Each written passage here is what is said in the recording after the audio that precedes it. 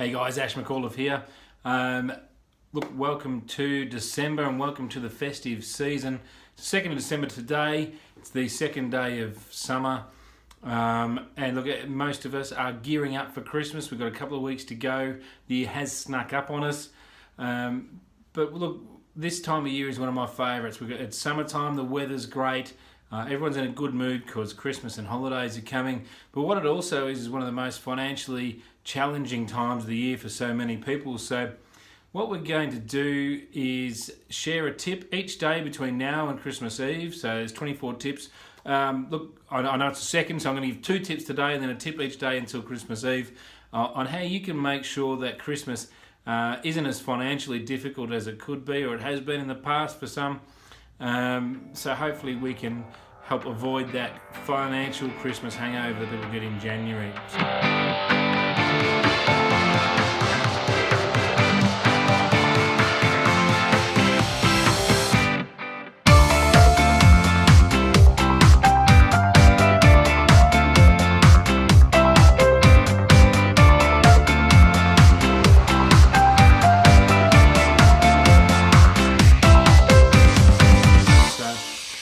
Look, I might jump straight into it. Tip number 1 is make a list and check it twice. Right? Even Santa Claus does this, right?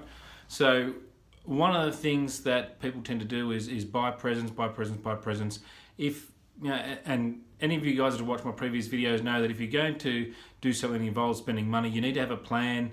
Buying presents is no different. So if you write down who you're going to buy a present for, put a number next to the names where you're happy to spend, and then as you go shopping and you find something for that person, mark them off, write down what you actually spent, and just make sure that you're not going to get any surprises. So, and look, as a parent of young kids, I remember the first Christmas, as a parent, and I'm not Robinson Crusoe in this. So, my little boy Ben at his first Christmas, he got tired of opening presents because Lisa and I got really excited about what Christmas meant and buying presents for him. And every time we saw something that was $10 or $20 that we thought he'd like, we bought it, we wrapped it. And to be frank, there was still a couple of presents unopened because he just got that tired of opening. He just wanted to open one and play with it. So be careful not to overbuy presents. It's very easy for new parents, and particularly when there's grandparents and uncles and aunties and brothers and sisters, they're going to be just as excited as you are in buying presents for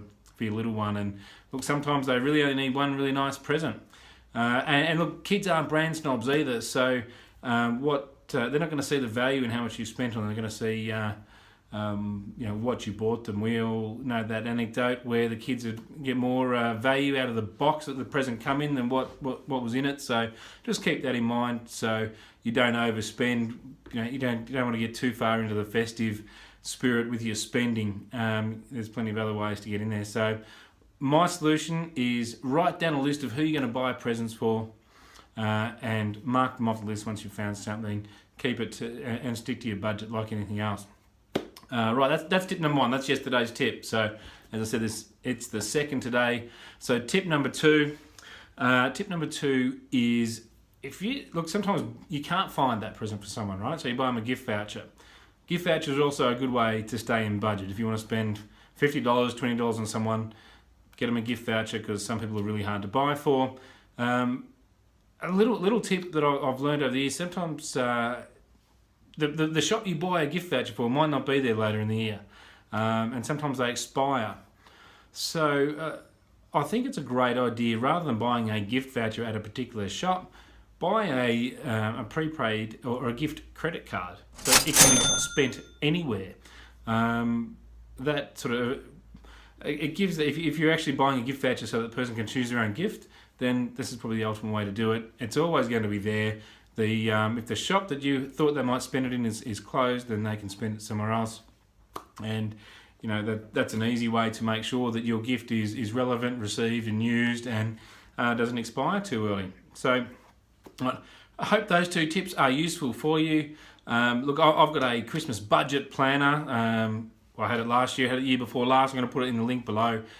Click on that and download it just in Excel.